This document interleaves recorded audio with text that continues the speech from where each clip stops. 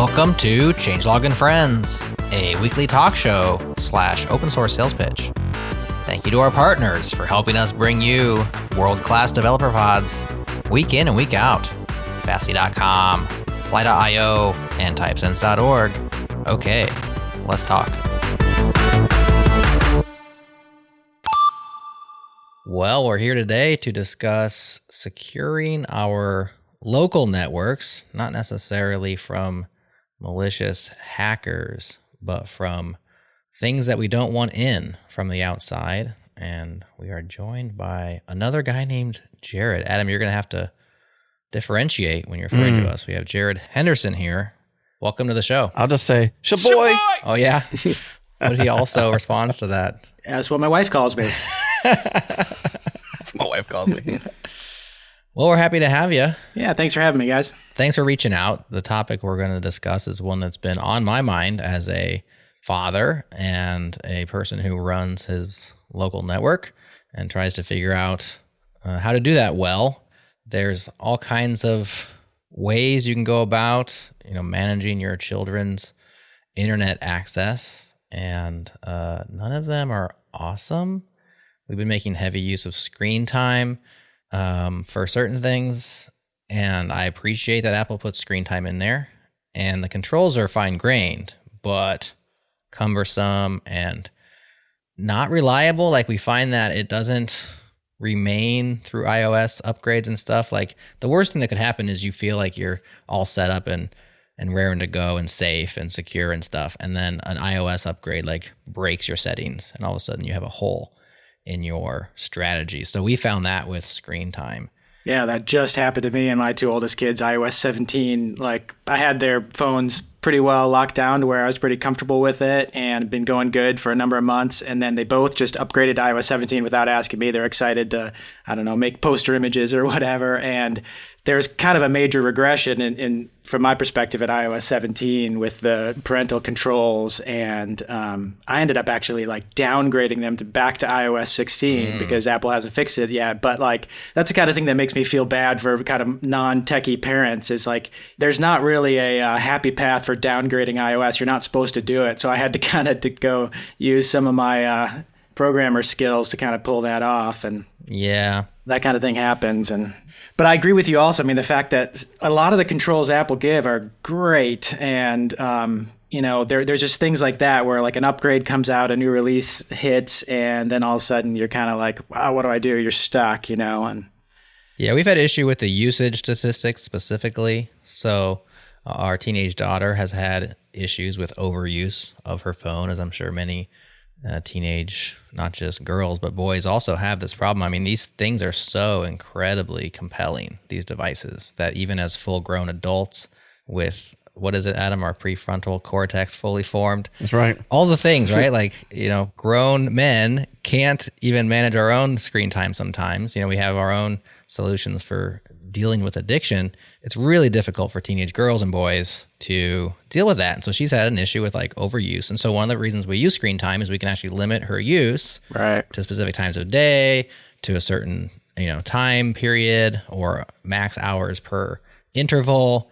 And we can also monitor, so we can see if it's being used when it's not supposed to be used. And the reporting has just been really bad, to the point where we can't even trust it. We have to trust her or trust it. And it's at this point, she seems to be more reliable because it showed her using her phone at 2:34 a.m.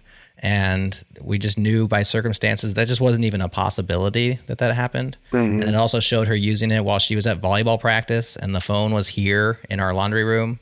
And it's just if we can't rely on the reporting, what's the point of it all? It just completely self-destructs. So it's very frustrating as a parent to be able to handle these things. Yeah, it makes you sometimes want to just kind of throw your hands up and say oh, it's too complicated, I can't do it, and just kind of hope for the best and cross your fingers. And that's something that I think, sadly, probably too many parents kind of end up doing. And it's not that I blame them. The tech is complicated and it's buggy and it's changing all the time.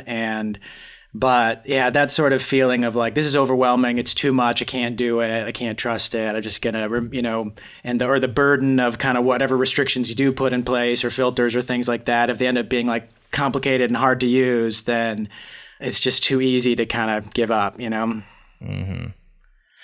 So there's other things besides content that we also like to block. I mean, you have tracking, right? You have ads. You have all kinds of stuff that people want to send to you that you don't necessarily want. And there's lots of solutions too. So beyond just Apple devices, I know Adam and I have both been Pi-hole fans. Adam got me into the Pi-hole, which is a Raspberry Pi.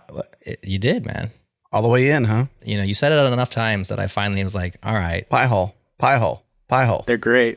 Just kidding. Which is a really cool piece of software. Jared, I'm an early mover, and you just follow late with me, man. It's like that's just how it works. In some cases. Eventually, I'm going to watch Silicon Valley. You know, eventually I'll watch it, but not today. Probably not. But I did get around to the Pi-hole, and that's a really cool piece of software. Adam, how did you come across that? What were you trying to solve, and do you use it for content stuff as well as just ad blocking? Man, I don't even know how I came about it.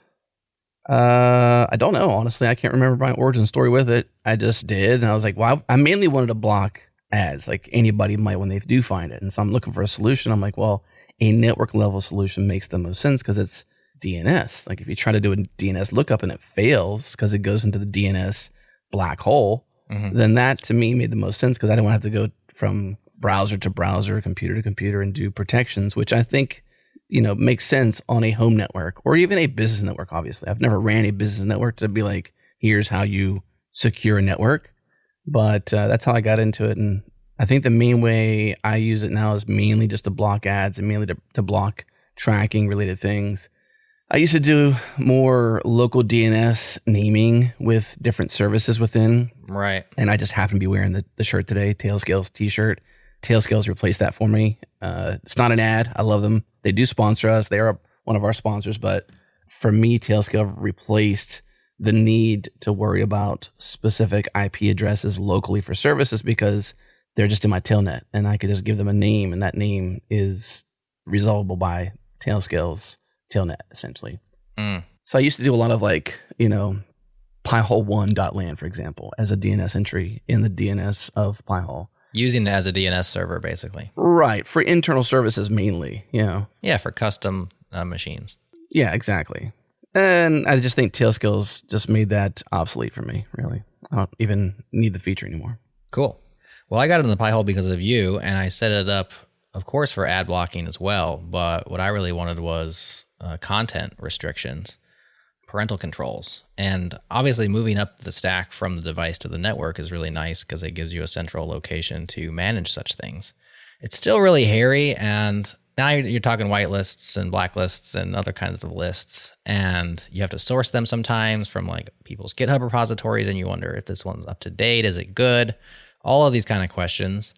And I ultimately heard about NextDNS, which is a really cool service that also not a sponsor. I'm currently a user of. No, not a sponsor. In fact, we've never spoken with them. I've invited them on the show just because I like what they're up to and would like to learn more about it, but haven't heard back. If anybody knows the NextDNS folks, we'd love to do an interview with them. But they're basically like Pi-hole in the sky, Okay. And so they're going to do that for you.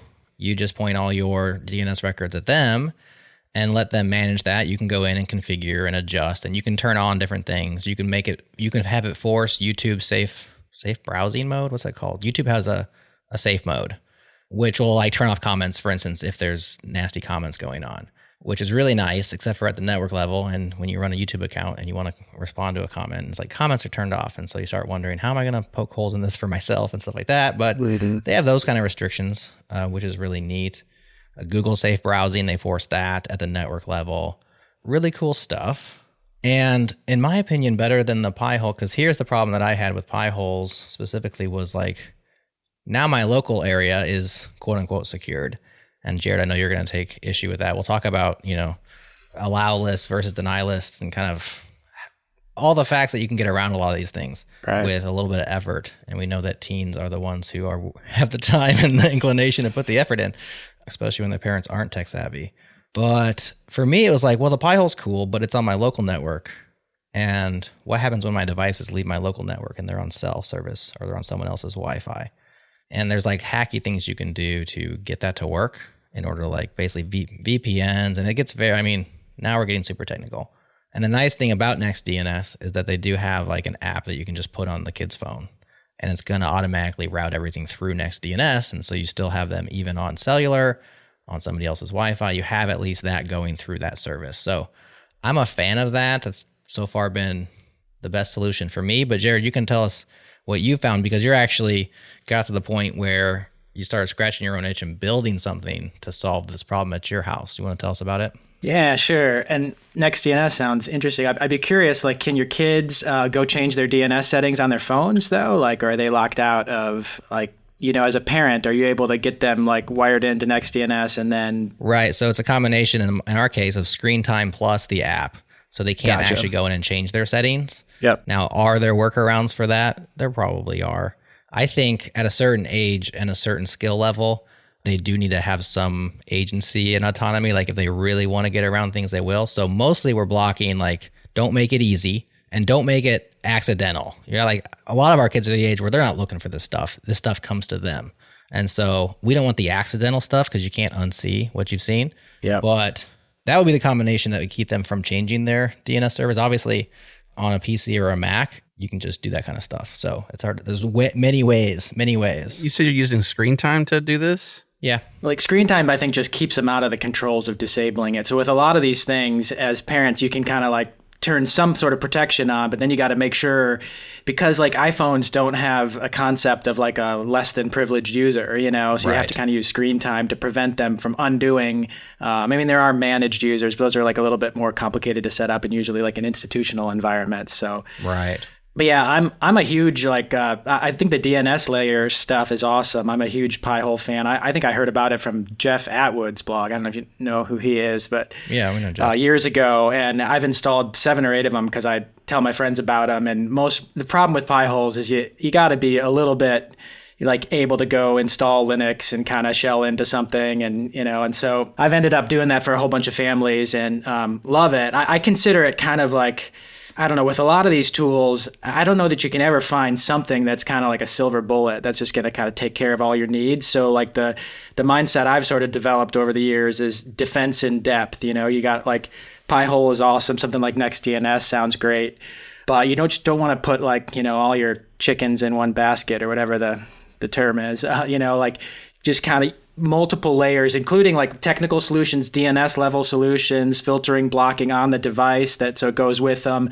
but not even just that, not technical things, just some physical limitations of like maybe, my kid doesn't have their device at night, or my kid, does their homework out in a public space instead of here or there. There's like all kinds of different ways you can kind of approach this. And, until there's some sort of like super single solution that's going to kind of do everything, I think what parents really need to do is kind of stack a few of these solutions on top of each other, and the ones, people who are more tech savvy can maybe layer in some of the more kind of technical stuff. But like, if you're not as, comfortable with that stuff, there's like a lot of really useful and valuable things you can do just in terms of like kind of normal physical safety sort of rules and just ways you live in your house and stuff. But yeah, like coming back to I don't know, you were asking about like the Pi-hole. Like I've used it for years, and I appreciate the ad blocking. I mean, the internet's almost unusable these days without ad blocking.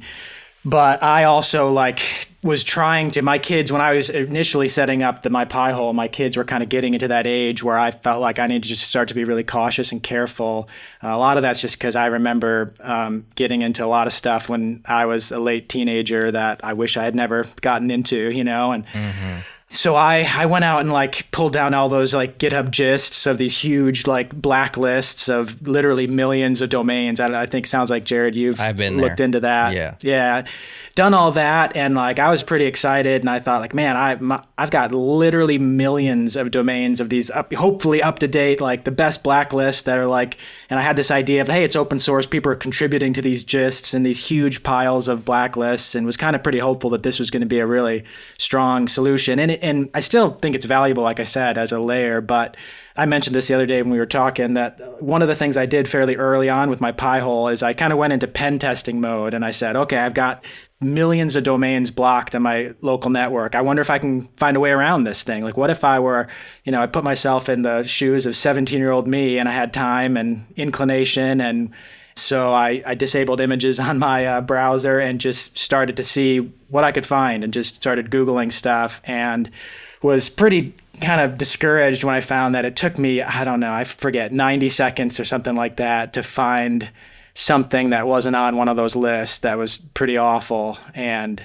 that kind of was in some ways kind of like a formative experience for me, because I kind of realized, like, man, as good as, like, you can have the best, most up-to-date block lists in the universe, but it's just a problem that I don't think can be solved that way. There's so many websites, so many domains. And think about, like, people, purveyors of adult content, what's one of their biggest kind of like nemesis is these like block lists and these filters. And so there's this incentive on their side to continue to like proliferate new websites and new domains, and because they're not going to be blocked. And, you know, you may have heard that there's this .xxx domain, and I'm not sure how much it's used, but my understanding is that people in that business really dislike that because they feel like, oh, that's just going to make it so easy for people to, you know, block out a whole TLD. Right. And so because of that, there's this incredibly long tail of domains that are filled with adult content and other things.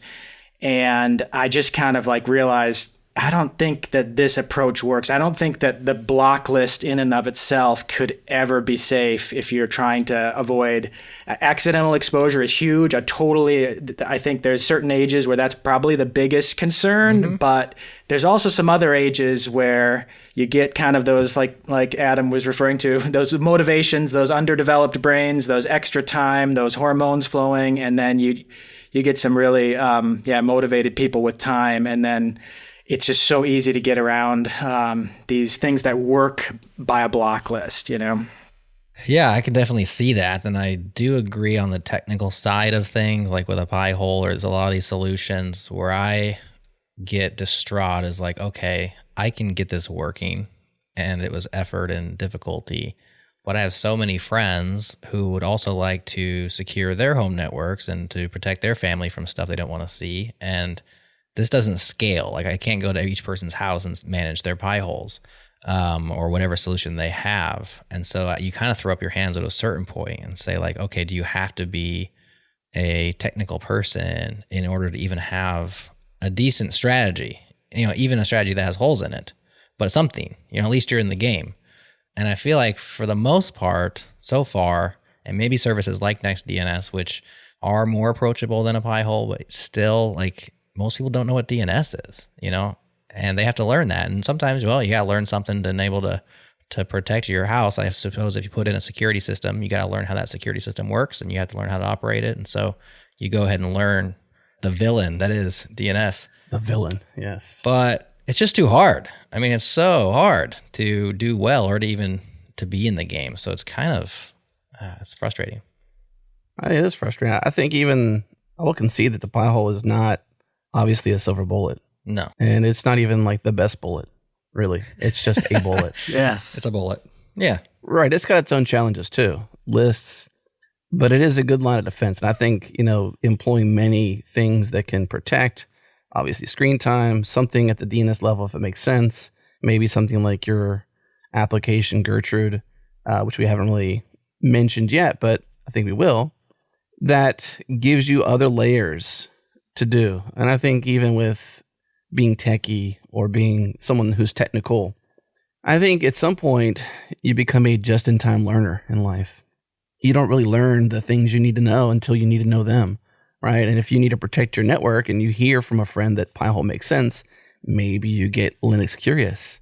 Maybe you get Docker curious. Maybe you don't, you know? Right. Maybe you just were like, I'm never going to do that, so I'm going to go with NextDNS, which I think makes a ton of sense. But even with NextDNS, you've got to install an application. You've got to have some understanding of the way that traffic flows in and out of a device. And I think you just have to bite the bullet, right? You just have to learn something about how the internet works, how the web works, how requests work. To have some level, I don't think a silver bullet will ever really exist. Do you think that's a possibility? I don't see it coming anytime soon, at least. I don't know, maybe some AGI will take care of it in a few years. That's true. And at that point, it's a different story, right? Like an AGI. Yeah, then we got other problems, I guess. Yeah, and that's a whole different situation. Like, hey, I'm protecting you. No. I kind of want kind of want to be there. Okay, this one's on purpose. Just kidding. I'm just kidding. Just go ahead and raise the kids for us, okay? You know? Right. I even think about this. I know, Jared, you and I talked about this. Like when I go on Instagram, which I don't do too often, mainly because it's just such vanity, and I just have despised, like, aside from like the people I follow, I don't like that they expose me to suggested things that my friends, like the friends of friends thing, like let my following, let my For You tab or whatever it is be what I want to see, my following. And now they make it the default is the For You versus the following, which I just don't like. I want to select who I want to follow and see that content. But if I go to search, which is technically browse, it is just a swath of content that is not something I'm trying to go and find. Yeah. You know, and I think in a lot of ways it's like trapping. Like if you're a weak-minded person with, you know, maybe low morals or in a place in life where you're just willing to mess up or you're susceptible to being messed up, then I think that search tab for you select any dude and you go to their search tab on Instagram, I bet you it's got suggestive content in there. 100%. Sexual suggestive content. Guaranteed. Yeah, I mean, I don't even, like, this might sound funny to people, but I don't even let myself on those websites, you know, because... Screen time, like, man. Just kidding. Screen time yourself. I mean, that's part of, like, we're talking about kind of managing our children and trying to keep them safe and stuff. And you got to manage yourself. You're right. You do. I mean, I do think there's a place for sometimes if you can't manage yourself, you should still be trying to manage your children, you know, but ideally you want to manage yourself and stuff like that. And there's huge parts of the internet that it's not useful. It's not valuable. The time is too short. I don't want those. I mean, we're always kind of like drinking in thoughts and ideas and images and stuff, and all that affects us. And so I think, I mean, it would be useful if us adults would also maybe start to be really like thoughtful and careful about even what we allow in. And why am I going here to this website? Is there any real value that offsets anywhere close to kind of the torrent of stuff that it's pouring into my brain, you know? And so I just don't go there. Yeah, the algorithms are designed for engagement. They're designed and they're really good at keeping you engaged, and they know what sells, and hey, sex sells. And so even if you're trying not to, there it is, and you're just going to be attracted to it, and you have to be able to somehow turn that off. But I found even on YouTube Shorts, which is probably the vertical video platform that I use the most because we post there. So like it's part of my work, which makes it difficult to entirely just turn off. And I find that I train it, you know, obviously you have a few levers you can pull. Did my thing just make a bubble? Yeah. Did you guys just see that? Yeah, I think I saw a bubble. Yeah, I saw it. Because you thumbs up. Yeah. My screen just bubbled. What is going on? These computers. Sorry, totally distracted me. Mine doesn't do that because I think you're probably on the newest OS, right? Did you upgrade? I did upgrade. I'm on Mac OS Sonoma. What's the new one? Sonoma, yeah, that's the Sonoma thing. And so when you move your hand, it puts bubbles on the screen? What kind of feature is that? Right. So Jared got derailed from his conversation because a bubble popped up in his video that no one is seeing. And they're like, what are they talking about? Talk about stuff you don't want to see. I don't want to see bubbles. That's what they're working on in Cupertino right now. It's bubbles. That's right, man. It's the AGI behind the scenes, know what we do and what we want. The brightest minds of our day are That's putting bubbles on your screen when you raise your hand.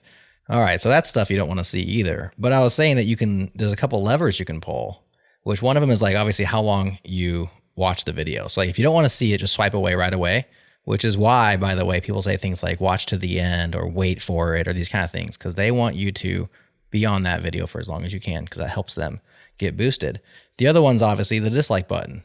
And I deploy those liberally against anything. Like the girl who does the jump roping, the Australian girl who does jump roping, really, really high quality jump roping to the beat and stuff. And she's really good at it, but it has the other angle of she's a tall, skinny blonde and she's not dressed appropriately for my tastes. And so I got to swipe away, and yet it's kind of interesting. So I like, oh wow, she's really good. Oh, swipe away, dislike, because I don't want it to come back. That's right. And then over time, I found that it'll go away.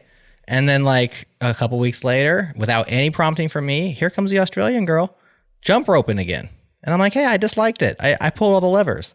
But it's just sticky content. And they know that people like it. And so they just keep sending it your way. So I'm always playing the meta game on these social networks, as you can tell, and seeing how it works on the insides. But it's frustrating that you can't like entirely say, nah, never show me the Australian gal again. I mean, she's really talented, but I'm just not interested, eventually they're going to send it back your way. I want to applaud them though on one thing, because like I have not seen this content at all. You haven't seen the Australian girl jump roping? No, I have not seen that one, but this one is in like the video flow, whatever that is, like the main screen on the application or even on the web. This is like during the election when, I guess during the end of Trump's presidency, and like when things were just really getting very, very heated, like that last year and a half ish of just like constant politics everywhere, nonstop. I'm just like, I'm just done with thinking about this and being berated by the internet. Like I'm on here to check out mountain bike videos, barbecue videos, maybe the odd, home lab video from my friend Techno Tim or whatever. Like I'm here for that. That's my reason for being here right now. But I do have other personal interests, and sometimes they are financially inclined. And so I care about the government and who's in office and how that's going, and, how my friends are being impacted by it. And I blocked like Fox News and CNN and Sky News and like all these different things. But then you have these indie content creators that are almost, if not more, reputable than the mainstream outlets, like as the climate changes for, trustable content, so to speak. Right. And so I blocked them. I can't see Fox News anymore. Like I've never seen it again in my main feed. Now I have seen somebody else talk about a clip from Fox News, so it still gets in that way. Or remixing. Right. Exactly. With a reaction, the one where the person's just watching the other video that you already showed you weren't interested in, but there it is. That's why they have reaction videos to get past that. Because I've blocked Fox News and see like all the major outlets just parade this political climate content, this negativity and positivity in some cases. Like I just don't want to see any of it. So I applaud them in the fact that I've never seen Fox, CNN, Sky News, and I'm just gonna I don't know who all, but like several of them where I'm just like, I'm done. I don't want to see any more of you in this feed at all. I'm here for the barbecue, the occasional home lab stuff, and whatever else. That's it. And the mountain biking. That's right. And the mountain. Show me how to change a tire, man. Come on. A microcosm of that is, did you know that during remember the Johnny Depp trial, which was probably 18 months ago now? Yeah. The algorithms were so keen on that content that actual other creators started to shift their posting away from whatever they like. I don't think Techno Tim did this, but for instance, like if you're a home labber content creator on YouTube and everywhere else, all of a sudden Techno Tim's talking Johnny Depp trial. It's like everybody it was so juiced. I've seen that. Our good friend from Heavy Spoilers, he did that. Oh, he switched to Johnny Depp trial? He put out 2 videos, yeah. Yeah. Paul from Heavy Spoilers, he put that. He was on a version of this show before, I guess, backstage. Yes. Talking about Tenet, really.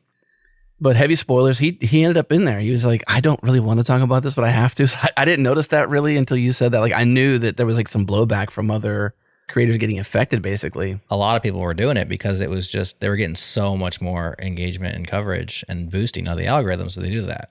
Which to me just shows how kind of pathetic we are as a culture, and how, I don't know, I guess we just serve at the pleasure of the king, and the king is the algorithm of whatever platform you're currently on. And so the incentives are really there. Or who controls the algorithm. Yeah, to do whatever you have to do to get into somebody's face.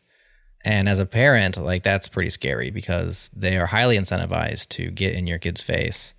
Jared, you were saying that you don't think block lists ultimately are good enough. So you've taken the other approach, right? It's just like, instead of saying all the stuff that can't come in, you're saying, here's the only things that can come in. Is that right? Yeah, that's been my thought. Now, I understand that there's, lots of different people and families in different scenarios, different ages, and different thoughts on this. And everybody's not going to land in the same place for sure. But I think I'm not alone. I think there's a decent number of parents that feel like they want to be pretty darn strict and careful about what content their kids either accidentally or intentionally expose themselves to. And I feel like if you're kind of on that end of the spectrum where this topic feels really important to you and you kind of care about being really careful, then you really kind of have to flip it on its head in my mind. And that the whole concept of let's just try to block out the bad stuff. Let's trust that somebody's got a list somewhere.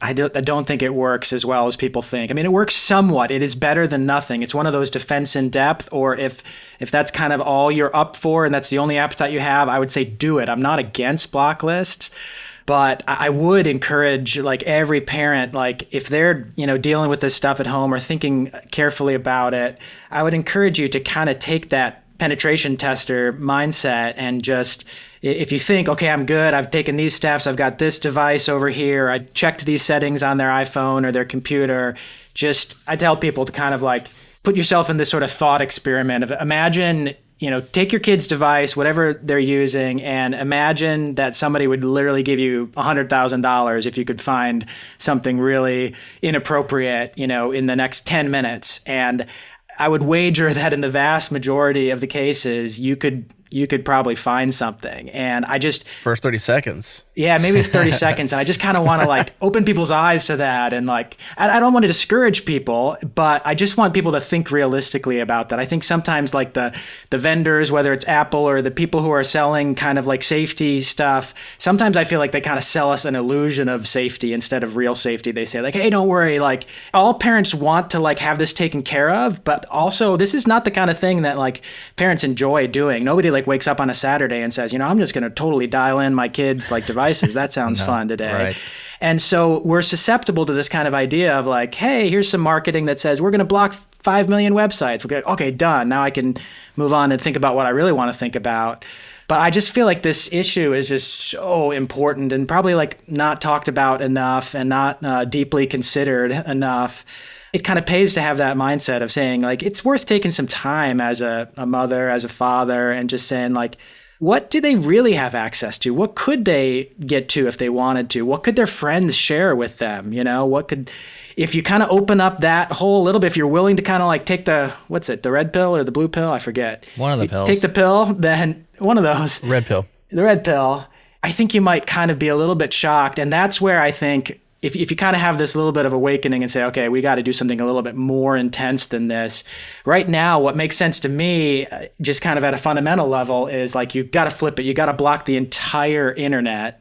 And then you've got to just safe list the parts that like you want your kids to have access to. And different parents are going to have different appetites. I'm kind of on the strict side with my kids. It makes sense to me. I have so many thoughts about this, but I think if some people knew like how strict I am with my kids and their internet usage, they might say like you're a little bit crazy. But I talk to them a ton about why we do this with them. I talk to them about stuff that I got into as a kid. I talk to them about what I keep myself out of as an adult. And it's not just this kind of like comes from on high of like, I'm going to block you out of everything because you're a terrible person. It's in the context of like a lot of dialogue and relationship. And I think they understand it, and they become sort of allies with me, and they'll rush in and bring me their phone or bring me their computer and say like, hey Dad, I found this isn't working, or I found this thing. Can you block this for me? And they've kind of internalized that like, this is an important thing to do.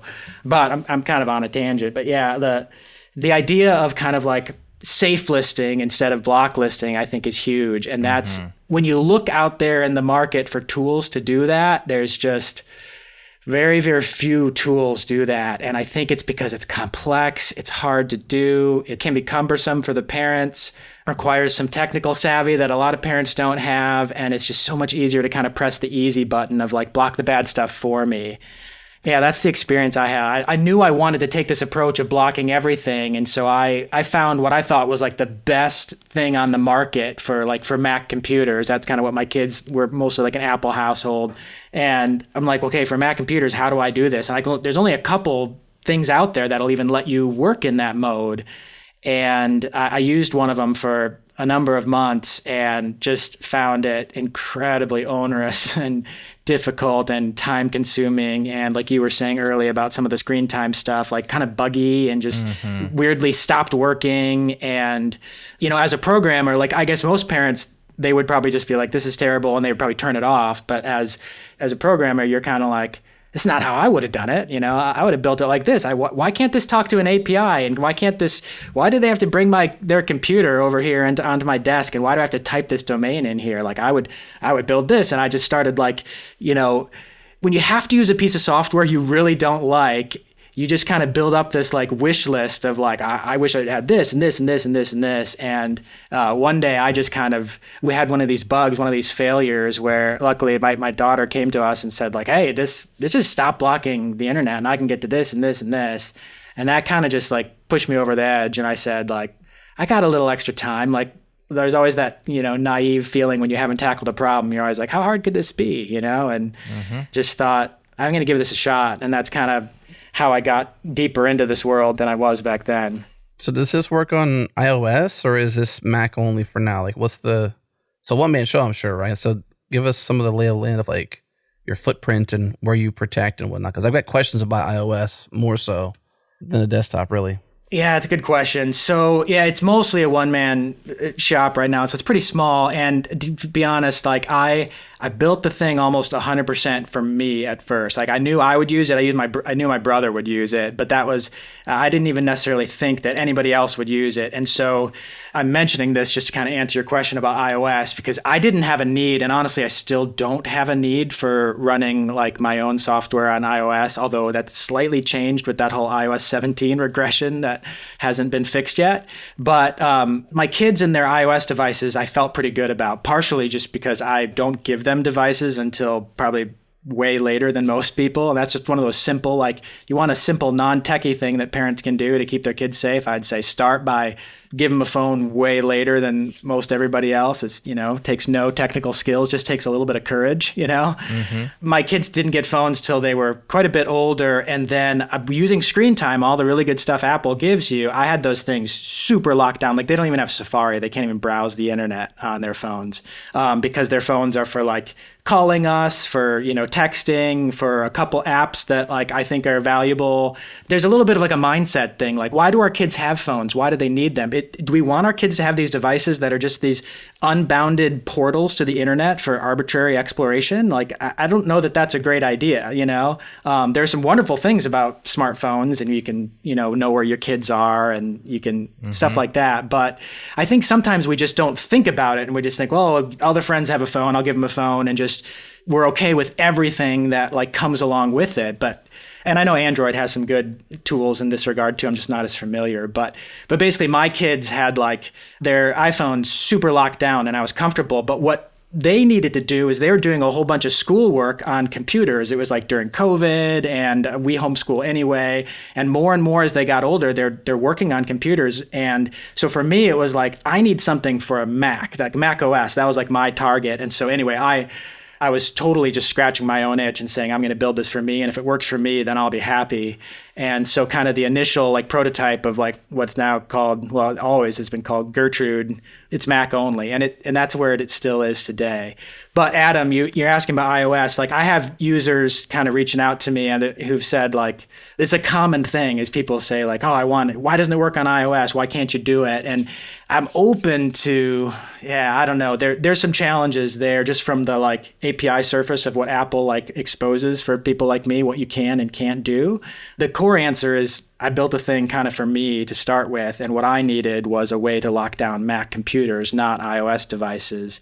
But I recognize that not everybody's in that same boat. And I actually have some real shortly, I'm going to be doing some like prototyping, some experiments with kind of porting Gertrude to iOS. And I don't know if it's going to feel like, yeah, this is worth it and I should go there, but I'm at least going to experiment with that. There's some aspects of what Gertrude can do that will work on iOS in the parameters that like Apple gives you. And there's some things that we do in Gertrude that I literally can't do. And so it would be kind of a different animal, you know what I mean? But I know there's an appetite out there for it and I'm definitely looking into it. What kind of stuff can't you do that you're doing? Well, like for instance, Gertrude right now allows you to, you can opt into this feature where it takes a semi-randomized, like intermittent screenshots approximately every so many seconds, right? So Gertrude really is like a combination of the sort of whitelist blocking of the internet that I described, plus a whole bunch of kind of like tools and concepts around remote administration of that to make it easy for parents.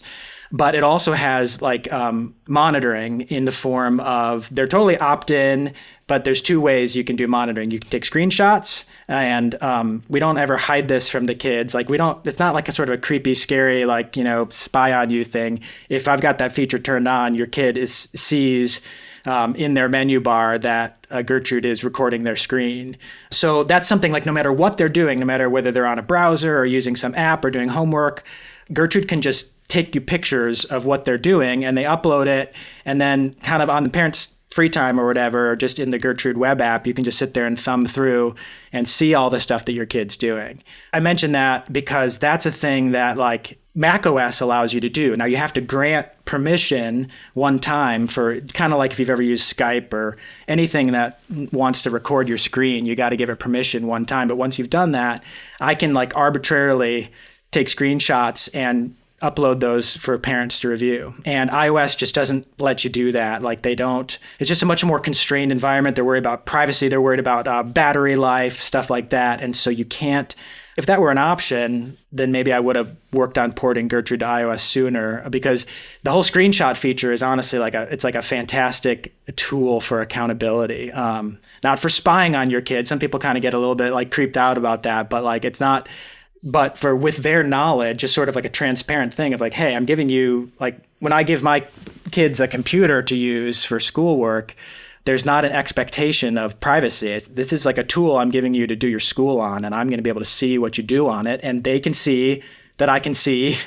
And it's just it's very similar to like if I had the time to, I could say, hey, son or daughter, like, when you do your homework, I want you to sit on the kitchen table, and I'm going to be over here chopping onions in the kitchen. And, I'm going to look up every so often and just kind of make sure you're doing what you're supposed to be doing and you're staying where you need to be. It's just most parents don't have the ability or the time to kind of like pull that off. But anyway, Gertrude lets you do that. And it opens up actually some really fantastic kind of other properties that you can do as well, like turning off the filter temporarily for a little bit, as long as you have that oversight. But that's sadly something that just I haven't fully fleshed out like what iOS will let me do and what they won't do. I think there's some possibilities if I install a Safari extension that I might be able to like take screenshots while they're on Safari, as long as I have code running inside of Safari at that time. But it's just a much more constrained environment, and the Mac OS compared to iOS is like kind of like more like the Wild West, Yeah, totally. This is why VPNs exist. I mean, it really is, because it's the easiest way to get to most of the controls you're trying to do. Like that's what they do at corporate levels, right? Like if you're on a corporate device, DNS, you're usually VPN, and it's DNS essentially. You're VPN into a certain network that has DNS restrictions, and that's why DNS tends to be the primary lever pulled by most, network security folks. Yeah, I wonder if managed phones have those kind of access beyond, to the camera, to these things to run in the background, whereas a typical iPhone wouldn't. I could definitely see why Apple wouldn't want you to do that, because specifically battery life, I think, would be significantly affected if you're screen recording the entire time the device is in use. But I think that Gertrude would be useful for iOS folks, even without that particular feature of the monitoring, just with the allow list. The blocker is a huge part of what it does. And I suspect many parents aren't as interested in the monitoring as you are and would still use it without that particular feature. What that sounds like to me is very much like, I think schools have these things where like they're making sure you're not cheating. You're using a computer and you could seriously cheat. Of course, they have all their restrictions on you can't use this, that, or the other thing, but at the end of the day, somebody watching you, or even just the illusion of somebody watching you, is oftentimes enough to detract from the cheaters in school. I know when you take the GED, they actually have somebody. If you can take the GED here in Nebraska remotely, and they have somebody who just sits there and watches you. Like you have to have your webcam on. That's and awesome. It's not automated. It's not a computer. It's like a human whose job it is to just watch you while you're taking your GED remotely and make sure you don't have a book open or using a phone to Google things along the way. So right. I definitely see that as a very useful feature, especially in schoolroom scenarios or people who are using these computers as tools and not as playthings, right?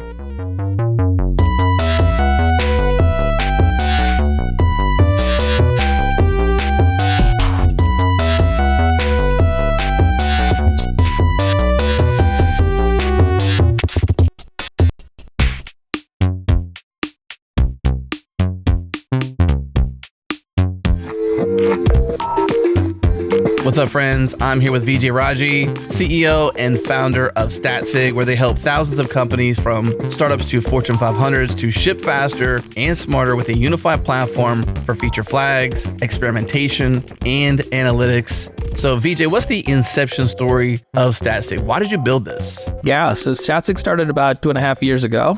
And before that, I was at Facebook for 10 years, where I saw firsthand the set of tools that people or engineers inside Facebook had access to. And this breadth and depth of the tools that actually led to the formation of the canonical engineering culture that Facebook is famous for. And that also got me thinking about, like, how do you distill all of that and bring it out to everyone? If every company wants to like build that kind of an engineering culture of building and shipping things really fast, using data to make data-informed decisions, and then also informed to like, what do you need to go invest in next? And all of that was like fascinating, was really, really powerful. So much so that I decided to quit Facebook and start this company.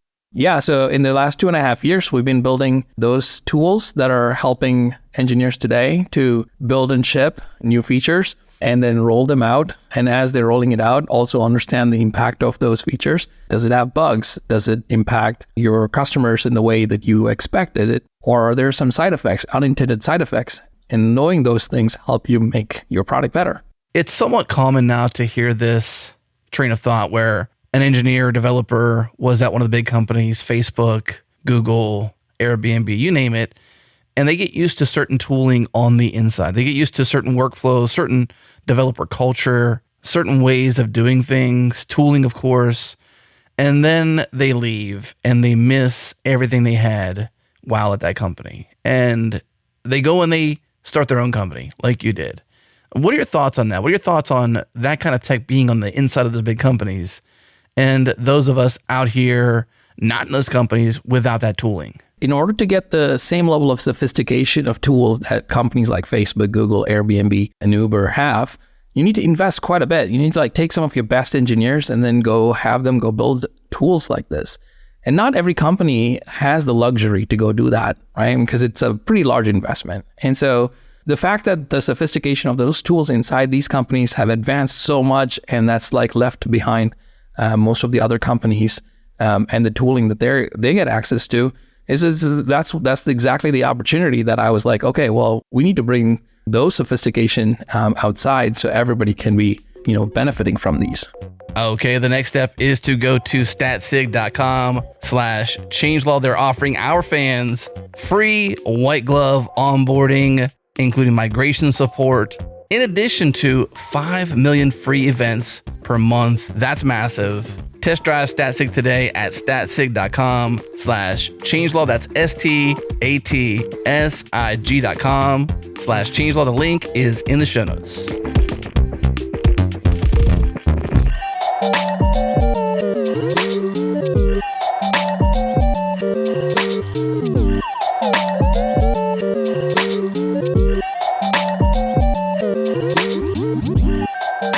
It sounds like, though, that Gertrude is not a preventative when it comes to the screenshots. It's like more information for the parent to use or whomever is monitoring whomever. It could be, let's just say this, like it could be an older adult, a parent who is no longer that well off mentally that's being scammed. Mm-hmm. Right? Like you still have to protect somebody. Like it could not be just a child. It could be somebody you care about deeply that doesn't have the expertise, knowledge, or cognitive ability to really maintain themselves. Like it sounds like it's more of an information tool than a blocker. Like it's blocking the internet, but when it comes to screenshots, that's just giving you feedback to what's happening, right? Like that's information to go as a person deal with, not at a technical level deal with. Yeah, I think that makes sense. And you're right. Like it works great for parents kind of watching over their kids and kind of being careful with their kids, but that's not the only relationship that if you have any sort of relationship where somebody's kind of looking out for somebody else, you mentioned like, elderly people and scams and stuff like that. But I had a Gertrude user reach out to me and say they were, I kind of market more to like parents and children because that's, what I made it for. But I had someone reach out and say like, oh, I'm using this with my fiance. And they kind of were saying, oh, this is the first thing that's really worked for us because it's so like you can remotely, basically whoever is like the parent in the relationship can kind of like remotely manage stuff. And that was one of the things that like I was so frustrated about the fact that I had my kids just like, if I wanted to like allow a website, the only thing they could do is like literally bring it to me and I had to type it in. And this person who reached out to me said like, hey, I live across the city from my fiance and I was trying to like manage their allowed websites through this other thing. And like, we would literally have to drive to each other for me to like unblock something for them. And that's just and so they were kind of saying just the ability to kind of like remotely say like, hey, I get a notification, I get a Slack or a text when they need something, and I can just do it from my computer. And that's kind of one of those things that like I think takes, I don't know, it's never going to be as easy to maintain like allow lists as it would be to just block stuff out. But there's all these little things we can do to sort of chip away at the usability and the difficulty of like actually succeeding with this approach. And the screenshots are kind of like one thing that really actually goes a long way towards that, because if you can see what your kids are doing or the person you're helping protect, there's this real natural like accountability. And I found using it with my kids a whole bunch that like I had a bunch of sites that they needed to get to for school every day that I had unlocked, and they just used them and they just worked.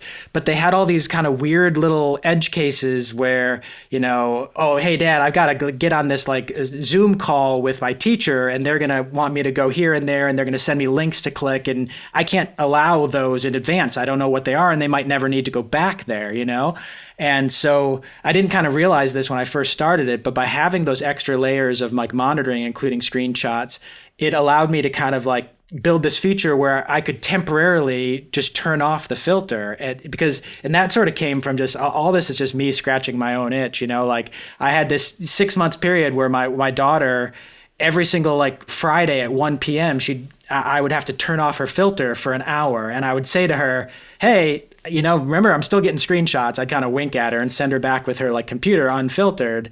And then I thought like, why does she have to bring me my computer for this? Why can't I just like remotely control this? I'd rather sit here in my office and just get a Slack message like I do with the other stuff, And so kind of built that feature, and it's become like super really handy for parents or for people protecting other people, is like they know like, hey, I'm watching, and they know that they're being watched by somebody who's trying to help them. And that means you get these sort of like rare times where it's like, oh, the filter's frustrating and I don't know where I need to go, but for a few minutes I need to go somewhere. You can just turn it off, but there's this like sort of this extra layer of safety of just like the oversight that something like screenshots or the other monitoring feature like provides, and some neat things fall out of that. And that's where I'm so constrained on iOS that like I've been wondering like, will it be worth it? But I think it might be. If we can go back to that fiance situation and just address it to a certain extent, I think that it's easy, because I even had this natural reaction and had to kind of gut check it. It's easy to think little of somebody who would be in that situation and say like, you're going to monitor the computer usage of your fiance across town. But as unseemly as it is to talk about, porn addiction is a very real phenomenon. And it can be very destructive, and it can destroy relationships. And one of the things that happens with that is lack of trust. And this could be a tool to help build trust, to provide accountability, and to help that person who is addicted. But addicted folks need help. That's why we call it addiction. And there's all sorts of backsliding and problems. And even if you desire to be done with something in your life, your natural inclination is to fall back into that habit. And so I think it's a great thing that you can provide that as an option for people who otherwise wouldn't have that trust. Maybe that trust has been tarnished, and they're trying to rebuild that. To have that option, they can both opt into, and they can help each other, and they could really, repair something that was potentially broken. So I don't know, when you said somebody watching their fiance, my gut was like, who would need that? But then I had to stop and realize that people do need help, and that people do become addicted to porn, and sometimes they can't stop, and they won't without some sort of help. And so just wanted to broach that, even though it's not the most fun topic to talk about. I appreciate that. I think you're exactly right. It's one of these things, again, like no one really loves to talk about it, but I think there's a ton of people who are in really, really painful and destructive addictions to pornography, and they desperately want out. And I don't think like a relationship like the one I described works without kind of both parties wanting it to work, but right. And so it's a little bit less like as a parent, I can just use my parental authority and say like, hey, you're not going to get on the internet except for in the ways that I allow you. But in a peer-to-peer adult relationship, I think there needs to be like buy-in. But I can tell you that it's not just a couple people who want that. They're the kind of like the algorithm and the access and just the ubiquity of what's available on the internet these days has I don't know. There's been a huge cost to that for tons and tons of people. And there are, not everybody, but there's a very significant number of people out there that I think are caught in a really painful, emotionally destructive relationship with pornography. And the tools for them are, I mean, there's people out there building tools for this, and I wish them all the best. But like, I think we need more tools. We need better tools, and we need to be willing, I think, to talk about this a little bit and just acknowledge how big of a deal it is. And we've just gone through this incredibly like transformative like period in history of kind of going like I think all three of us, like when we were kids, like there was no internet. We had our problems and we had like different stuff that came our way, but the ease at which you can find stuff on the internet nowadays and the quantity and I hesitate to use the word quality, but I think you know what I mean. Like it hurts a ton of people. It really, really does. Yeah. Well, you imagine somebody who's addicted to alcohol and they find themselves living next door to a liquor shop, like these things and the internet is a double-edged sword. I mean, it's so valuable. It's so useful.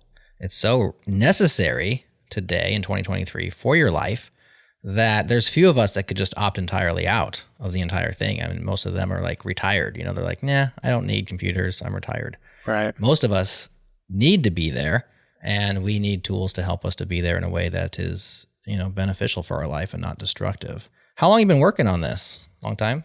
I should actually look at the date. I feel like it's about 3 years. Again, it started as kind of just this little like hacky prototype of can I whip something together that'll just be better than what I was using, and I think that was around 3 years ago, maybe 3.5 years ago. I kind of got the like pre-alpha version, just installed it on my kid's computer, started using it. It was like had almost no like configuration. I always knew from the beginning, like one of the core things I wanted to do was to be able to like remotely administer it as the parent. Like I didn't want to, there's a couple things like that. Like I wanted to be able to do it from my computer, not their computer. I also knew I wanted to like share.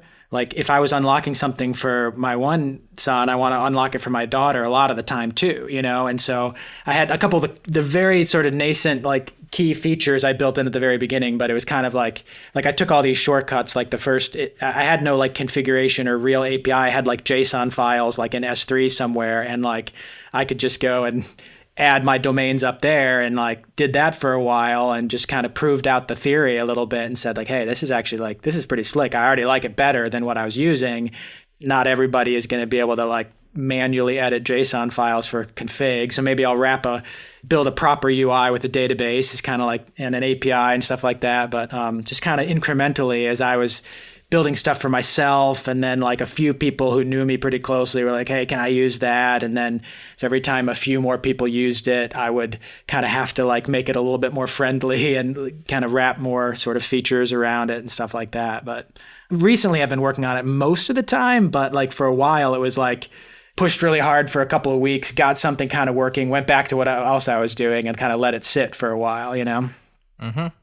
Why'd you call it Gertrude? Is that your grandma's name or something? No, not my grandma's name. Naming things is hard, right? Actually, I always, whenever I'm working on something, I tend to give them weird names, oftentimes people's names. But I happen to have been, right when I started working on Gertrude, my second daughter, who I think was 10 or 11 at that time, I was reading this book with her called Gentle Gertrude. And it was all about this governess. And I thought, that's kind of a cool term. Like I thought about using the word governess, but I didn't love all the implications. And then I just thought, I'll just call it Gertrude. Just a book I read. Gotcha. That's an interesting strategy for a piece of software. I mean, we talk about naming a lot, whether a name is good or bad. And, lots of names are functional or they'll reference something, pop culture. Not too many proper nouns like human names as a piece of software name. I assume that helps a lot with like namespace conflicts. Nobody else is calling it their app Gertrude probably. So easy domains, easy branding. For some reason, I do picture kind of a nanny or something, like someone who's watching you, like a nun, perhaps. Is that like a nice matronly, grandmotherly figure? Yeah. I think of a nun or something who's running a classroom. I don't know which. Not necessarily a positive connotation in that regard, but nonetheless, interesting name. Well, that's kind of what it was. It's an obsolete term based on the internet. Governess is a woman employed as a private tutor who teaches and trains a child or children in their home. There you go. Often lives in the same residence. Yeah, people should use the proper noun naming. My old business, we had all these internal tools. We could never figure out what to name them. We had like this reporting back end. We called it Bob. And then we had this other thing that kind of did all of the like business logic in our web app, and we named it Tim. And we just, I don't know, so maybe it rubbed off on me from just naming stuff after random names, but it works. I choose, for my machines at least, I choose usually some sort of ship from a movie. So Endurance is my kind of primary main beefy machine. I have another one called Homestead, which is actually not, it isn't my home, and it is my homestead, but it is actually the ship from the movie Passengers. They were flying on the Homestead, going to their destination, whatever. I'm like, that's kind of cool. It doubles up. It's like in my home as a primary machine, and it's also called Homestead. My favorite naming convention of all time was when I did all of the names from the TV show MASH, because there's a bunch of good names. So you had Radar, and that was our Nagios box that was watching the network. You had Hawkeye and Trapper. Those were the mail servers. You had Hot Lips Houlihan. I was just going to ask if you used Hot Lips. We did. It was the XMPP server, so maybe a little bit going after her there with the jabber. So because she was always running her mouth. And then we used them all. I can't remember them all now. But what was the doctor, the stuffy guy? Not Winston. Yeah, I can picture him. I can't think of the name. Yeah, the bald guy. Anyways, eventually that network outgrew the show MASH, and I got angry because I was like, now what am I going to do? I think we might have switched to Seinfeld or something at that point. But the good old days of treating our servers like pets, not like cattle, you know. All right, cool. So Gertrude, macOS only for the time being, apparently has a web app component. So I assume that you're Swift on the macOS side, and what are you running on server side? What's your tools of choice? Yeah, so it has a web app. You're right. That's kind of the parent, or the person who's functioning as the parent in the relationship. You know, they use a web app so they can kind of administer and review stuff and unlock things for their kids no matter where they are, as long as they have a web browser. I am actually running Swift on the server too, since which is not a terribly common thing to do. But the whole Mac app's written in Swift.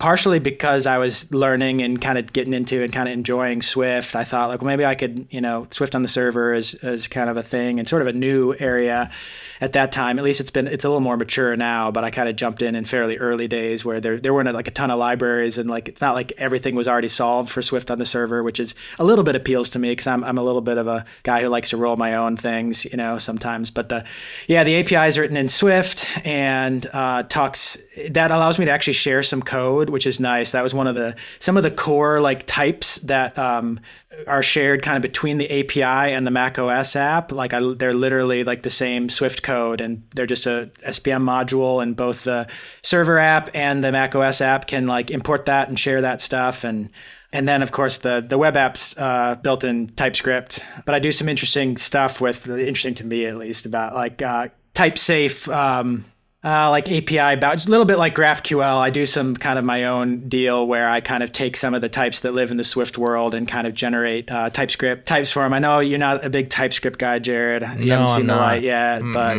you'll get there one day. But so yeah, we're kind of heavy on the TypeScript side for the whole web app world, but then it's like it's a ton of Swift other than that. That's cool. So I had never met somebody doing Swift on both sides. I've heard it's a thing. Are the web side frameworks and everything, you said it started off there was kind of rough. Are you using anything that's like a major framework, or is it all libraries that you're gluing together? How does it feel from that perspective? Yeah, I'm currently using something called Vapor, which is sort of it's probably the most well-known like Swift server web frameworks.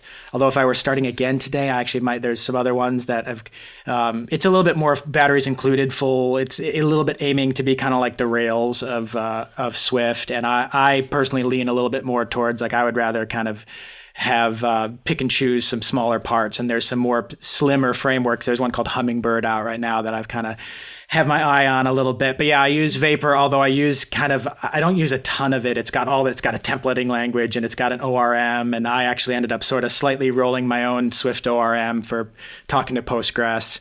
The ecosystem is pretty decent, and it's growing all the time. There's fewer holes now. Like if somebody were interested in doing Swift on the server, I think honestly the thing that draws the most people, I think, to Swift on the server is if they're in some sort of situation like I was, where their primary thing they're building is either an iOS app or a Mac OS app, and they just have tons of code and tons of logic and business types kind of in Swift. It's pretty compelling to be able to just say, like, we can share a lot of this code, and we don't have to like have our server written in Go and our iOS app written in Swift, and then do the 3-language thing. And it's a pretty great language too. I've actually enjoyed it quite a bit. It's got its warts like they all do, but sure. Oh, the isomorphic application. Everybody's going after the JavaScript isomorphic apps, but it turns out Swift also can play that game. That's pretty cool. Have you considered open source or self-hosted? I know you're trying to make a little bit of money off this, but it seems like some of your audience are the kind of people who would love to self-host, and then there's plenty of people who you could still make money off of who are just regular Joes who want the solution. And so I don't think it necessarily would detract from your sustainability story by allowing the nerds like us, because Adam wants to go self-hosted with everything. So have you considered that, like open source the web app side, or, self-hosted, kind of give to the indie hacker community at all? Yeah, that's an interesting thought. I've never actually seriously considered it. Yeah, I mean, at this point, you're saying I'm trying to make a little money. Right now, I'd just be happy if I stopped losing money on it. Is where I'm at, to be honest. How much you got into it, if you don't mind us asking? Like, I mean, not vast treasures or anything. I would have to it's an expensive little side project right now, and the number of users that is not really offsetting yet. So you're currently bleeding at the moment. Yeah, I'm bleeding a little bit, but it's all right. I wonder how much of an appetite there would be for a self-hosted, like you're saying, basically the API in the web app. If somebody could host that, put that on their own domain, make sure their Gertrude Mac apps talk to that API. Yeah, exactly. Like maybe you add a config screen that nobody normally sees, but they could just change the back end, in the Gertrude apps on the desktops, and then use their own. Just because autonomy is of interest. Sure. Transparency. Yeah, all the things. Well, let me ask you this question, because one of the reasons why I've been right now, the web app is not a public repo on GitHub, but one of the things that's kind of made me reluctant to do that is I'm building a piece of software for security and safety for your kids, and I had this thought that if it gets moderately popular, and someone says you know that the Gertrude parents website is on GitHub, and I've got people crawling all over it looking for things that I didn't realize, little security holes, trying to reverse engineer something or find some route where I forgot to do my authentication correct or something. I mean, I think I got all that stuff nailed down pretty good, but I love doing open source stuff, and as many of the things that I can just do, I got this whole other world I work on that's 100% open source. But whenever I've thought about it with Gertrude, I've thought this is just not something that I think makes sense to be completely open. Right. And so, but do you think that my intuition is wrong in that regard? I would tend to think it is. I understand the intuition. I think it's the devil you know versus the devil you don't know. I think if Gertrude becomes popular, you'll have as many or offsetting contributors and smart parties who are helping you with security as you would people who are coming against you, your security. And so you'll have more eyes on the source. Of course, that means potentially people finding more problems, but also means people fixing more problems.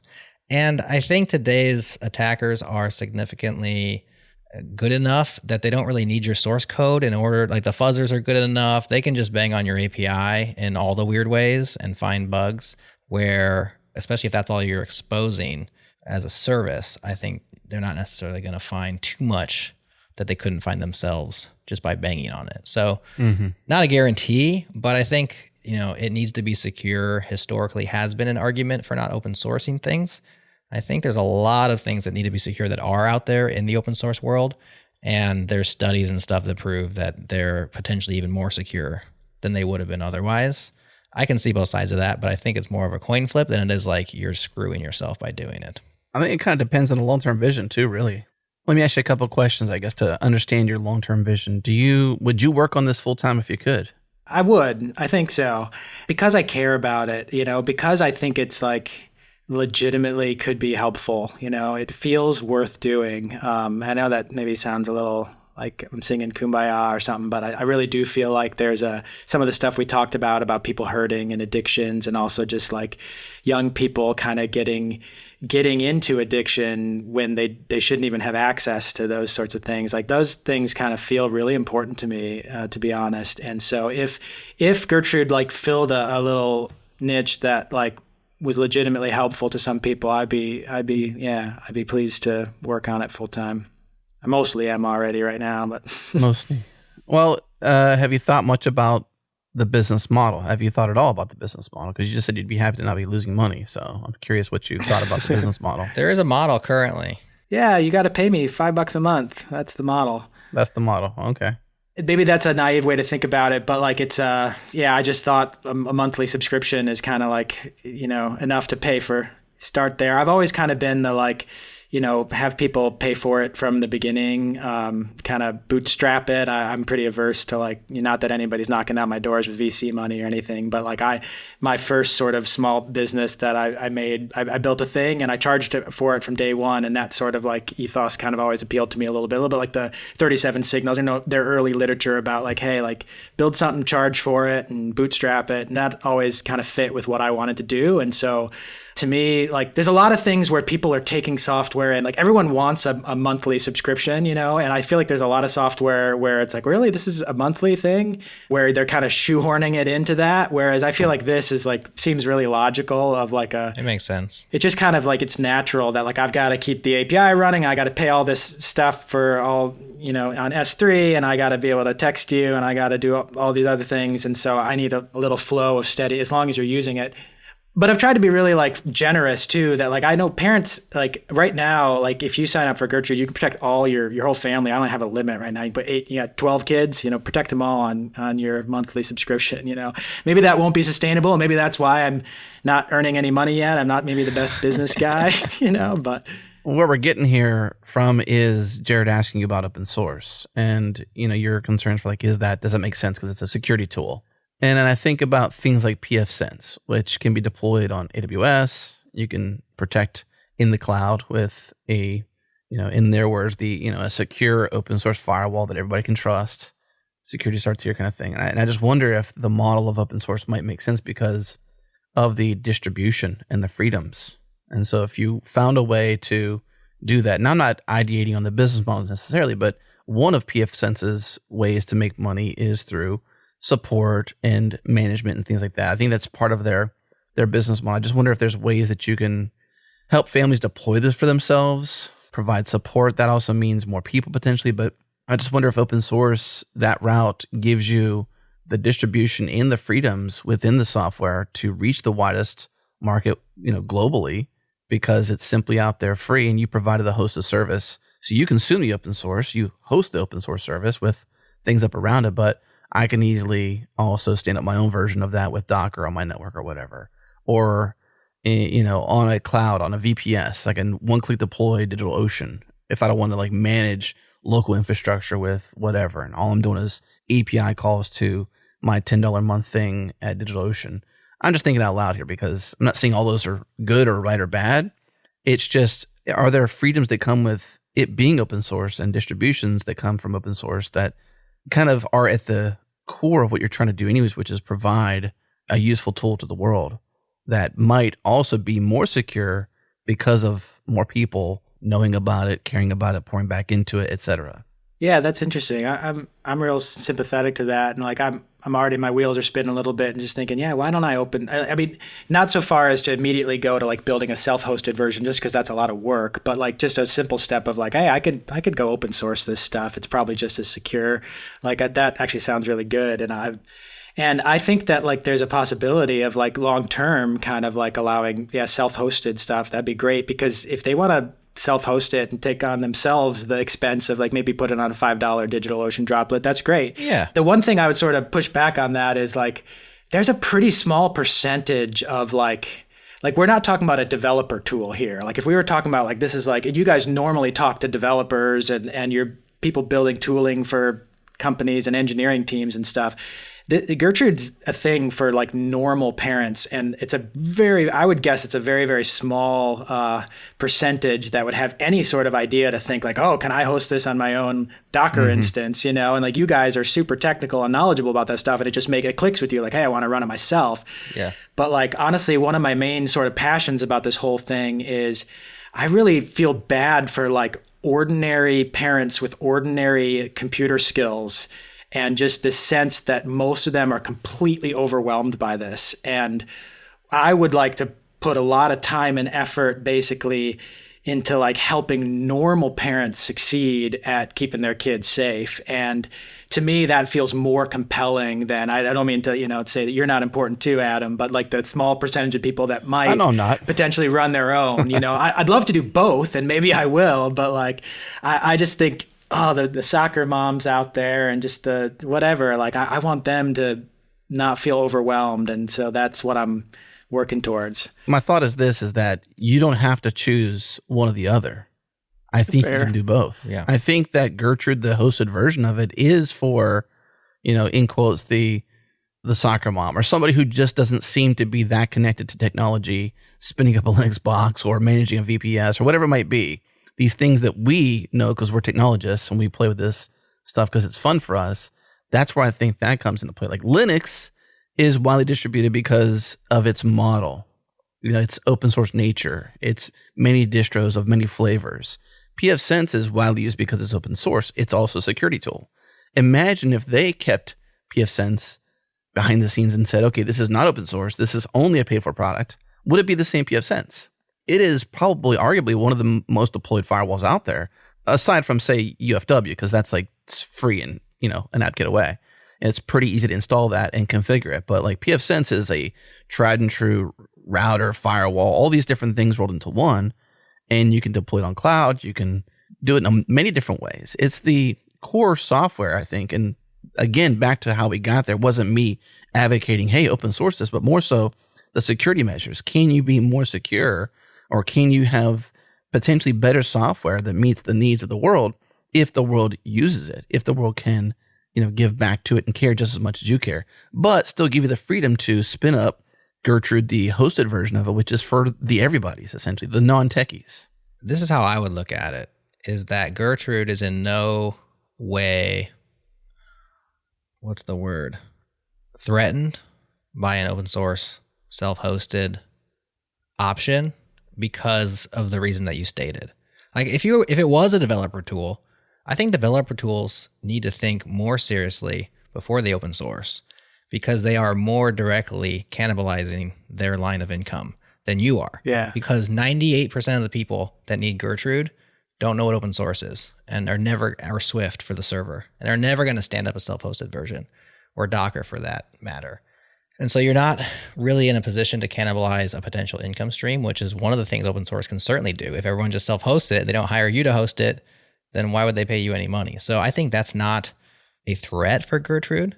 So then what's the upside, right, on the other side of the equation? Well, you said there aren't very many people who are technical and have this problem and maybe understand Swift. But I mean, you're talking to somebody from not halfway around the world, but halfway across the country who even shares your exact same name.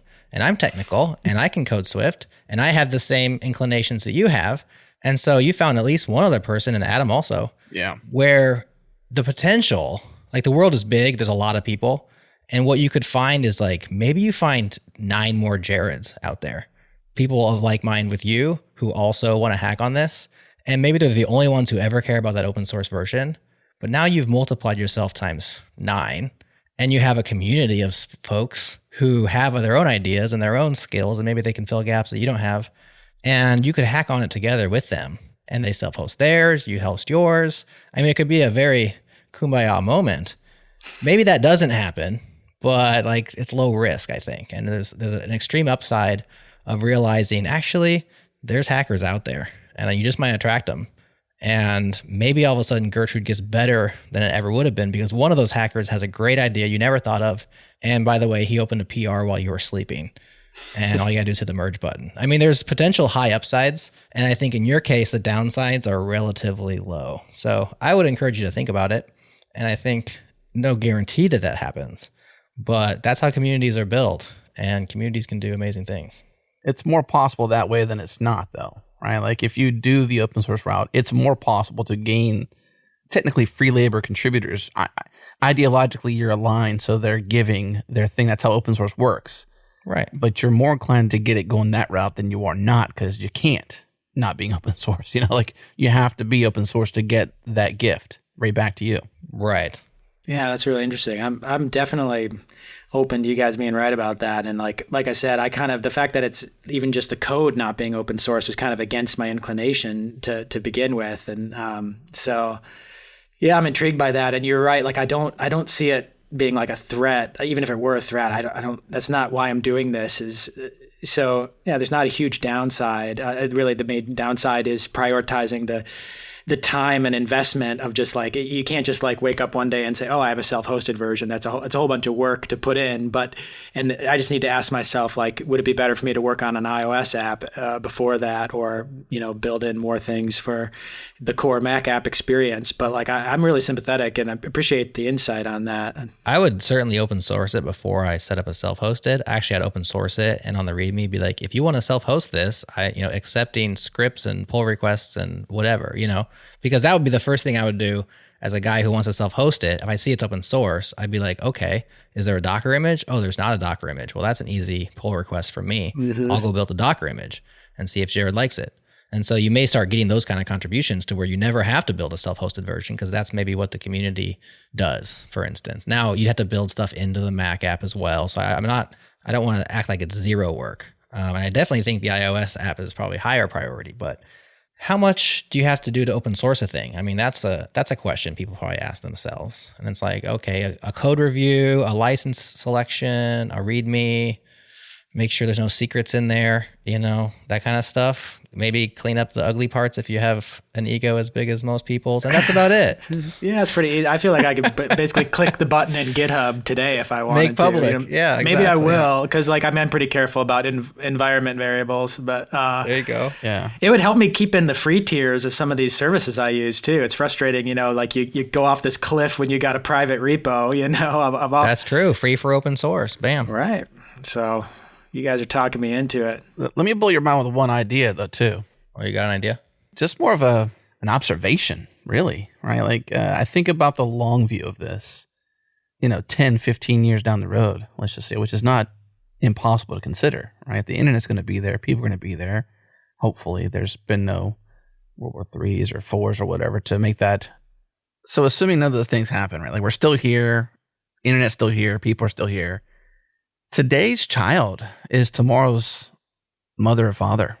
Right? Like if this is open source and it has a long life, and they were once in their past protected by their loving parents, and in the moment they didn't realize all the details, right? But I know as hindsight, like I think back to my mom all the time, things she did and things I didn't like as a kid, but now I appreciate as an adult the ways that she, covered me and protected me or guided me. And I think, wow, that software protected me when I was younger. I didn't agree with it, but it's still there today. And it's like a Linux. It just keeps growing, and it's just there and it's known. It's got the brand equity from being available. I don't fully agree with the name Gertrude, so let's maybe workshop that one. But, either way, the idea is that today's child is tomorrow's parent, right? They have a past of being protected and a future where they're like, wow, now I've got some kids, or I've got this fiance situation or this accountability partner situation, with someone from their community that they're just trying to help, be more safe, because of this choice back in the day that made the long term more possible. You have this lifetime of a legacy in a way, That'd be cool. Yeah, that'd be great. Yeah, I like the thought of the generations are going to turn over. It always happens, and that's one thing. Like I feel like a little bit we're living through this weird transition period where like our parents didn't need to really. I wish they had kind of been a little bit more careful, but the internet was such a brand new thing in 1996 when I was getting in trouble that they had no clue what I was even doing, but we've kind of like moved past that and we're raising kids in this environment and they're going to be raising kids in this environment. I hope we can kind of like as a society sort of figure out a better way to kind of navigate this. And I don't think kind of doing nothing or just sort of hoping for the best is a good approach. I think that we're going to have to gain some wisdom, and then we're going to have to pass on some wisdom. And it'd be great if, like, I've seen some teenagers and adolescents their parents have been like really, really careful with them. And I think it's borne really good fruit. And I've seen them transitioning into adulthood, and it makes me really hopeful for kind of what they might be able to do and sort of passing on that wisdom. And so, yeah, I love the thought of people kind of using Gertrude multi-generational. It sounds awesome. Mm-hmm. It's either that or go work for Apple, and solve the problem at the top layer. I mean, that's like a version of DNS solving, because I really think a lot of this should be built in. As ubiquitous as Apple is, and as privacy and safe as they say they are, I think there's so much to be done with screen time, so much to be done with even the idea of profiles. With an iPad, for example. I know we're talking about iOS here a little bit, but you don't have that notion in that kind of device where you have layers of security. Essentially, you just don't have that. Right. And I think it should be damn near outlawed. It would be different if they were a minority. They are a majority, and so influential in leadership. Yeah. I don't understand why schools can have protections, but parents can't, or households can't. There's like almost no paying attention to household operations from a security standpoint. We have to rely on open source tools like Pilehole, which is super awesome, but it's got limitations, right? We got to rely on screen time, and it's poor reporting, as Jared mentioned. Jared 1, or as your boy, Shaboy, that Jared. And it's just fraught with error. It's not meant to be a tool. It's actually called screen time. It's not called security time. It's just meant to sort of give you the necessary initial levers to do some things to monitor your screen and the time you spend on it. Not so much like security time or screen time. It's only scratching the surface. And they may have even done it just because they had to. It's not like they went the depths necessary. And I have no idea. If there's somebody from Apple listening to this and they're like, Adam, you're wrong. We've gone super deep. We have a freaking division built around this. We spend $1 billion a year doing this. I'm sure it's probably true. But let's talk to us. I would say that screen time is very well built out in terms of like feature set, and they've thought of a lot of aspects of it. So I think it is almost to the point where it's difficult to do right because there's so many little subscreens. And is it content restrictions, or is it this app limits, or there's lots of, it could use some work, but I do appreciate how much they put into it, because it does give you at least one layer, as we've been talking about, right, that you can deploy at the phone level. I'm curious about the PC side, the Android side, right? The Linux side. So, I mean, if you're at the Mac OS level, like your big market at the desktop still is Windows, right? Sure. So like Gertrude for Windows is probably next on the list after Gertrude for iOS, I would assume, isn't it, Jared? Yeah, I'd be lying if I said I hadn't thought about it. But, I'm also, like I said, mostly a one-man shop at this point. I got my nephew helping me with a bunch of the website stuff. But there you go. And my son a little bit, too, both of whom have been protected with Gertrude. It's pretty funny. I got two people working on Gertrude who are a little bit less now as they've gotten older, but who are being protected by Gertrude while helping me build Gertrude. It was pretty cool. Be careful now. That's where the real security holes come from. Always from the inside. Yeah. But I've thought about Windows, it's because that's the thing is, again, I built it to scratch my own itch, and we use Mac computers. And so sometimes I tell people, I'm like, I built this thing, and like, it's great. Like, how do I put it on my Windows? My kids use Windows. And I got nothing for you at this point. But I'm open to it. And there's some, I have hopes that if I were to ever look into that there's like a lot of like a core business logic and code even. I mean, you can compile Swift down with LLVM, just turns into machine code. You can run it on Windows. In fact, the Arc browser is about to come out with a Windows version, and that whole thing's written in Swift. Interesting. And they've actually got a guy who's on the core team of Swift who's working on their like Swift on Windows is a little bit like it's lagging behind, but it's coming there. That's one of those areas where like I think Rust is like ahead of Swift, is like their sort of cross-platform story is better. But but Swift has some pretty nice properties that make it good for theoretically good for compiling for different targets. So I've been watching that world with a little bit of interest and wondering. Of course, there'd be a layer that's like independent at some level where I have to talk to Windows APIs instead of the like APIs that Apple gives me for network filtering and stuff like that. But I've had thoughts that like if this kind of like gets a little bit of a life of its own and it feels right and enough people kind of want it on Windows machines, then I'd definitely be open to looking into that. Not to beat the dead horse, but that's another area where an open source community does the kind of thing. It's like, I want this on Windows. Oh, we're a little bit busy over here, but we would certainly help you get that going. And then somebody else is actually... PR is welcome. Yeah, somebody else is, taking that on. If they have an API they can hack against that they could self-host or something. So I'll drop it. I've made my case, but... Point taken. I get it. It's true. It's just true. Like, whenever you don't have enough stuff to do, it's also a nice excuse. Like, well, we love a Windows support, but, we don't have the funds. So right. PR is welcome. Mm-hmm. All right. Anything else, guys, before we call it a day? Gertrude.app. Yeah, Gertrude.app is the place to go, right? Yeah, head over there. How do you spell Gertrude, Jared? How do you spell it? Gertrude. .app. That's dot I love app. the .app. Oh, sorry, domains. I told you I'm not a good marketer. Yeah, please go to Gertrude.app.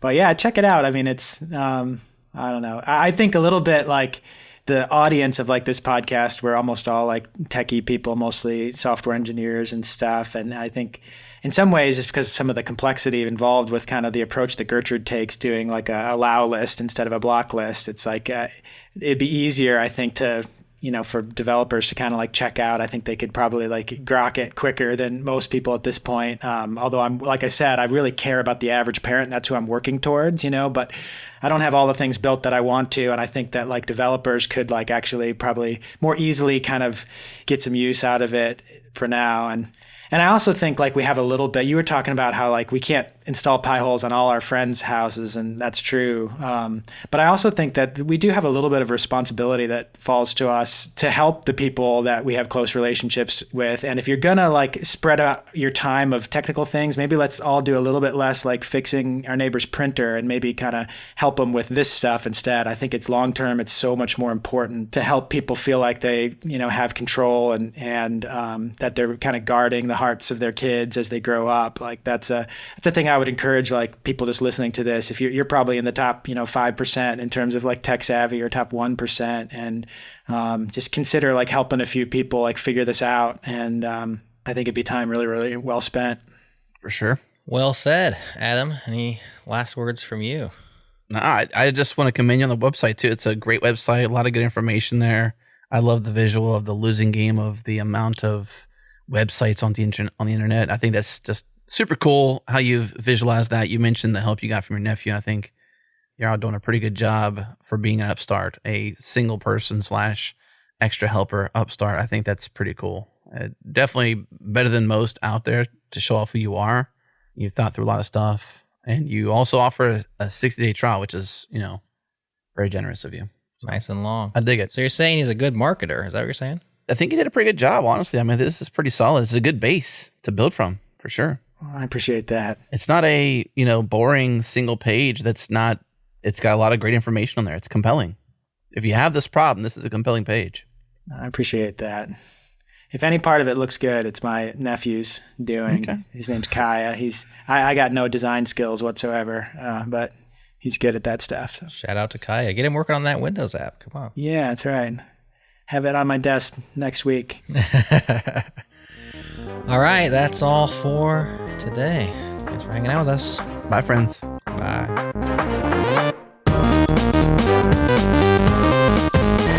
Our Changelog Plus members get a big, huge bonus on this episode. It starts with Adam fan-manning about Tailscale and eventually turns to nostalgia for the dial-up modem days. I don't know, man. I still remember the day when I was on IGN.com on my parents' dial-up modem, and I was about to peep a screen cap from the new Zelda game. And I literally sat there as it loaded in line by line. Line by line, yeah. I remember those days. And I'm like, here it comes, here it comes. I mean, like 15 minutes later, I could view this image, and I was pretty stoked, honestly. Even though I'm right there with you. I was downloading music from unknown sources, just waiting for it to come. Like I would wait a whole day for one song. if you've listened this deep into a 90-minute episode of Changelog and Friends, and you aren't directly supporting our work with your hard-earned cash, well, let's fix that bug today at changelog.com/++. Changelog++. It's better. Thanks once again to our partners, Fastly.com, Fly.io, and Typesense.org. And to our beatmaster in residence, yes, the mysterious BMC, who, in case you missed it, collabed with us on 2 full-length albums that you can purchase or stream. Check those out at changelog.com/beats. Speaking of BMC, I can neither confirm nor deny if our mysterious friend will be joining us on next week's Friday Talk Show. That's what the crowd wants. Stay tuned to the Changelog. Tell your friends if you dig it, and let's talk again real soon.